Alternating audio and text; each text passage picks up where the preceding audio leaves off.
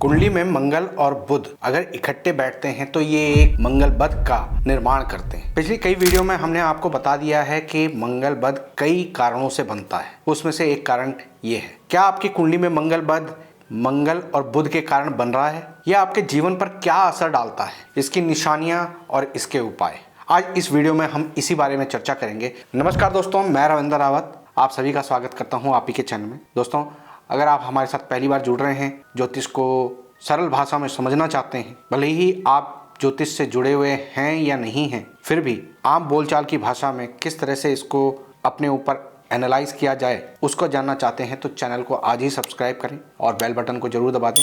और किसी भी तरह का कोई सवाल हो तो हमारे कमेंट बॉक्स में लिख सकते हैं। दोस्तों, एक जानकारी, एस्ट्रो रावत मेंबरशिप लाइव हो चुका है। सिर्फ 59 रुपीज़ में आपको बहुत सारे फायदे मिलेंगे, जैसे हमारे आने वाली वीडियो का early access, member shout outs जिसमें आपका नाम लाइव स्ट्रीम और वीडियोस में लिया जाएगा, लॉयल्टी बैजेस और कस्टम इमोजीज आपको मिलेंगे, और मेंबर ओनली शॉर्ट्स। आपके कमेंट्स पर हम पर्सनलाइज आपके अनुसार शॉर्ट्स बनाएंगे जो केवल आपके लिए होंगे। तो देर मत कीजिए, आज ही हमारे इस मेंबरशिप को ज्वाइन करिए और इन सुविधाओं का लाभ उठाएं। दोस्तों, जैसा कि आपको मालूम है कि कुंडली में ये पहला घर होता है, सेकंड, थर्ड, फोर्थ, फिफ्थ, इस तरह से 12 हाउसेज होते हैं। ये एंटी क्लॉकवाइज गिनती करी जाती है। मंगल और बुध ये दोनों ग्रह आपस में शत्रु हैं क्योंकि इनकी अपनी प्रॉपर्टीज एक दूसरे से अलग हैं। मंगल जहां ताकत को रिप्रेजेंट करता है, लाल रंग को रिप्रेजेंट करता है, वहीं बुध बुद्धि को रिप्रेजेंट करता है, हरे रंग को रिप्रेजेंट करता है। कभी आपने बचपन में देखा होगा कि हरे रंग को और लाल रंग को जब मिलाते हैं तो वो ग्रेइश ब्लैक बन जाता है, यानी ऐसा काला जो राख की तरह दिखता हो। वो एक तरह का राहु बन जाता है, राहु के रूप में बन जाता है, और उसका स्वभाव राहु की तरह होता है, यानी पीड़ा, दर्द, नुकसान, झगड़े, विवाद। दोस्तों, इसको आप सरल भाषा में इस तरह से भी समझ सकते हैं कि एक ताकतवर व्यक्ति और एक बुद्धिमान व्यक्ति अपने आप में अपने अपने क्षेत्र में पावरफुल है। इन दोनों को जब आपस में भिड़ाया जाता है तो दोनों हार मानने को तैयार नहीं होते हैं और उसके कारण एक क्योस पैदा होता है। ये युति अगर किसी की कुंडली में होता है तो ऐसी ही सिचुएशन होती है। ये आपकी कुंडली में क्या क्या असर डालता है? दोस्तों, सबसे पहले अगर ये युति आपकी कुंडली में बनी हुई है तो आपके कुंडली में मंगल और बुध में से दोनों में से कम एक ग्रह जरूर खराब हो जाता है।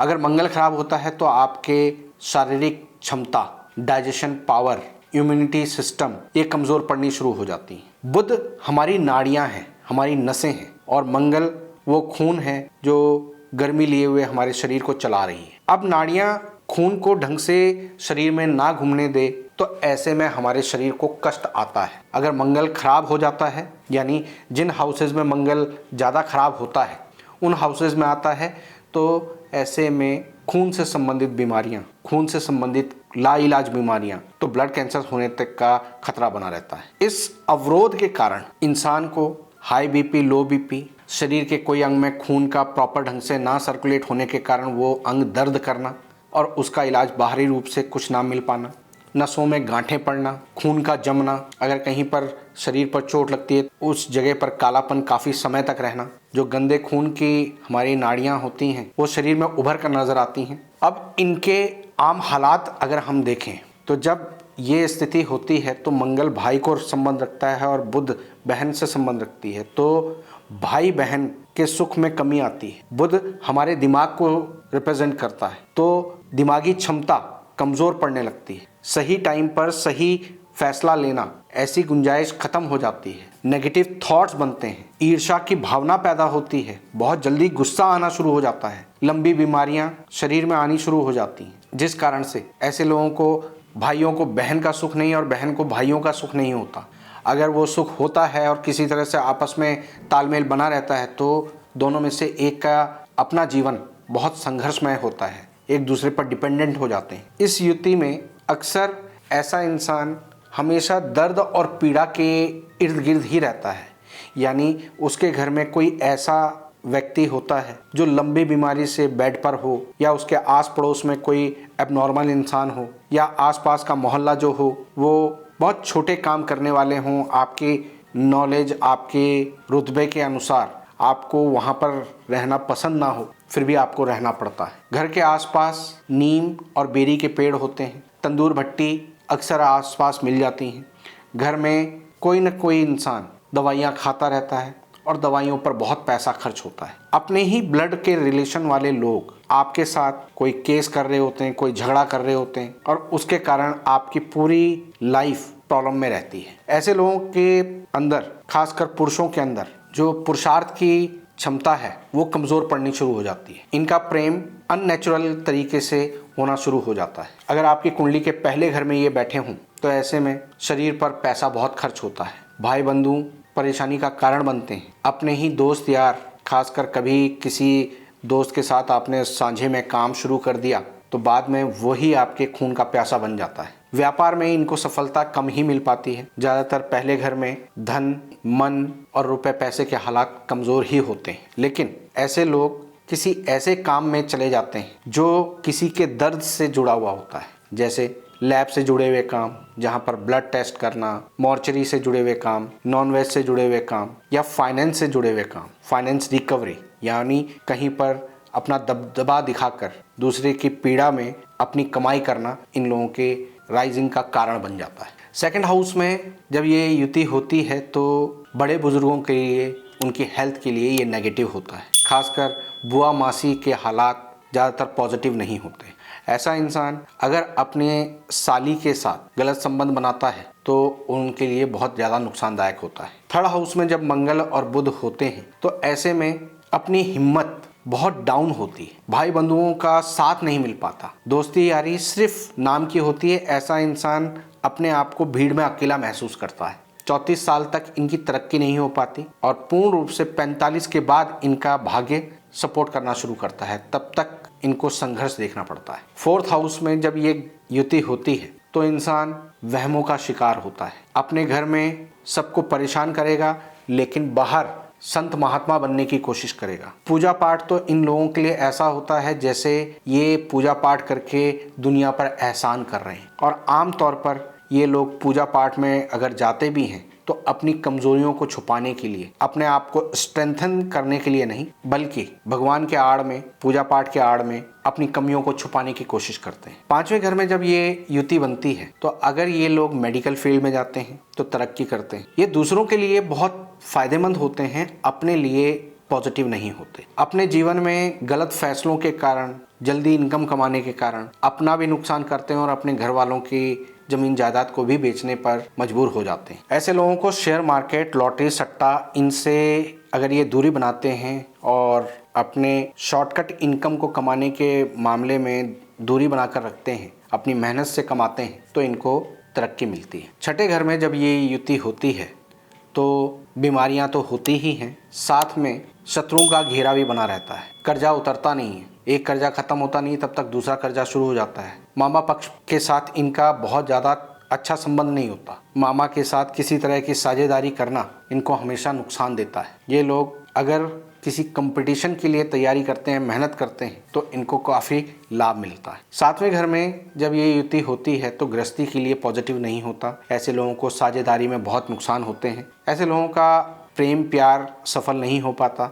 और विवाह होने के बाद, चाहे वो अरेंज मैरिज हो या लव मैरिज हो, घर में हमेशा तनाव की स्थिति बनी रहती है। ये लोग अच्छे व्यापार में तो चले जाते हैं लेकिन साझेदारी इनको बहुत भारी पड़ती है और उसके कारण इनका पूरा व्यापार चौपट हो जाता है। आठवें घर में यही एक ऐसी जगह है जहाँ पर मंगल और बुध दोनों का इकट्ठा बैठना इनकी आयु को पॉजिटिव करता है। मंगल और बुध आपस में मिलते हैं तो ये राख कर देते हैं, यानी किसी भी चीज़ को ख़त्म कर देते हैं। तो आठवां घर जो होता है वो मौत का होता है, नुकसान का होता है। तो ये यहाँ पर बैठकर इस नेगेटिव चीज़ को ख़त्म कर देते हैं और एक तरह से ये पॉजिटिव हो जाता है। नेगेटिव नेगेटिव पॉजिटिव, लंबी आयु और बढ़ती उम्र के साथ स्टेबिलिटी। लेकिन ऐसे लोगों को तंत्र, भूत प्रेत, इन चीज़ों से दूर रहना चाहिए। दोस्तों, जब 9th हाउस में मंगल और बुध की युति आती है तो घर में बरकत नहीं होती। घर के जो संतान होती हैं, बच्चे होते हैं, वो अपने अपने रास्ते को पकड़ लेते हैं। एक तरह से इन लोगों को आखिरी समय पर अकेले ही जीवन बिताना पड़ता है, क्योंकि ये अपनी जवानी के समय पर,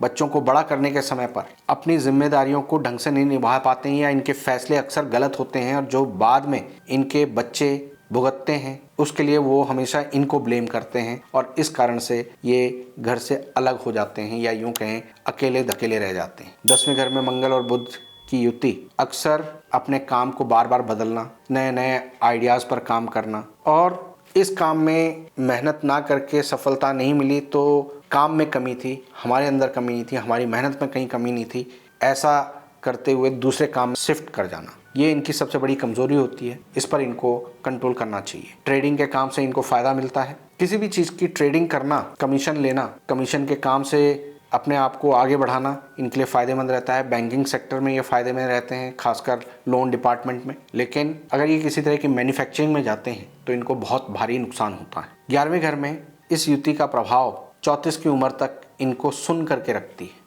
बहन बेटी बुआ मासी की प्रॉब्लम तो होती ही है, साथ में इनकम के सोर्स नहीं बनते और अपने घर वालों को अपनी गलत फैसलों के कारण प्रताड़ित करते हैं। कई बार तो घर वालों के साथ हिंसक हो जाते हैं। 12वें घर में शेख चिल्ली की तरह होते हैं। अपनी बुद्धि हवाई किलों में होती है और अपनी समझ के आगे किसी को कुछ नहीं मानते।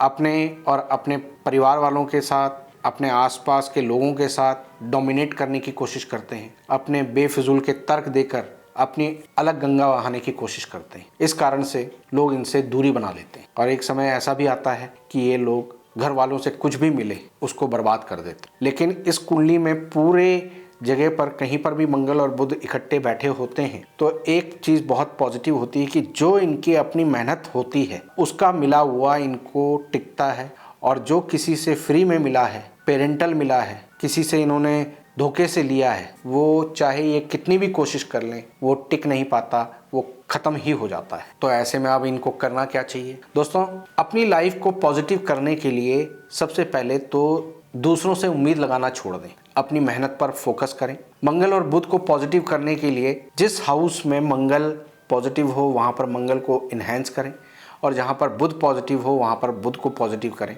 उसका फ़ायदा उठाएं। वो कुंडली देखकर ही एनालाइज किया जा सकता है। इस पर भी हम लोग आगे सीरीज़ देने वाले हैं, तो आप चैनल के साथ जुड़े रहिए। और इसी तरह की बारीक चीज़ों को समझना चाहते हैं, ज्योतिष के पहलुओं को समझना चाहते हैं, सरल भाषा में लाल किताब को समझना चाहते हैं, तो हमारे साथ मेंबरशिप ज्वाइन करिए। बहुत जल्दी उस पर ज्योतिष को सरल भाषा में कैसे समझने, उदाहरणों के तौर पर, आम बोलचाल की भाषा में, वो आप सीख पाएंगे। अब दोस्तों, बात करते हैं कि इनको ठीक करने के लिए उपाय इन जनरल हम क्या कर सकते हैं। मंगल बुध शांति मार्तंड यंत्र धारण करिए, चांदी अधिक से अधिक धारण करिए। अगर हेल्थ की प्रॉब्लम आ रही है तो मंगल और बुध को 8th हाउस में प्लेस करें।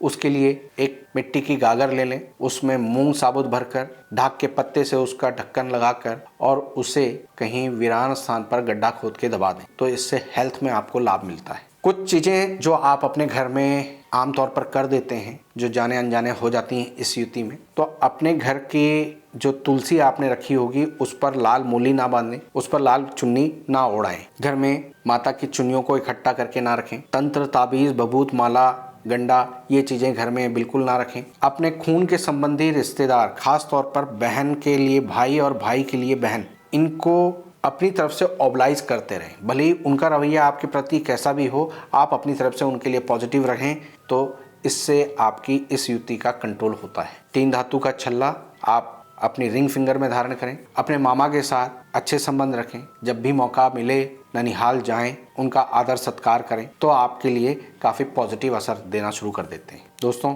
अगर आपके लड़ाई झगड़े की स्थिति बन रही है, कोर्ट केस ख़त्म नहीं हो रहे हैं, तो आपने एक मिट्टी की सुराही लेनी है, उसमें देसी खांड भरना है, ढक्कन लगाना है और उसको वीरान स्थान पर दबा देना है। इससे आपको राहत मिलती है। घर के अंदर किसी भी तरह की राख, कोयला, ये चीज़ें ना रखें। कोई भी अंगीठी, भट्टी या आज का फैशन है बारबेक्यू, वो चीज़ें घर में ना रखें। घर की सीढ़ी के नीचे किचन ना हो, कोई गैस स्टोव वगैरह ना रखें, इन्वर्टर ना रखें। इससे घर के किसी सदस्य को न्यूरो से संबंधित दिक्कत आ सकती है। तो दोस्तों, उम्मीद करता हूं कि आज की इस वीडियो से आपको कुछ नई जानकारी मिली होगी।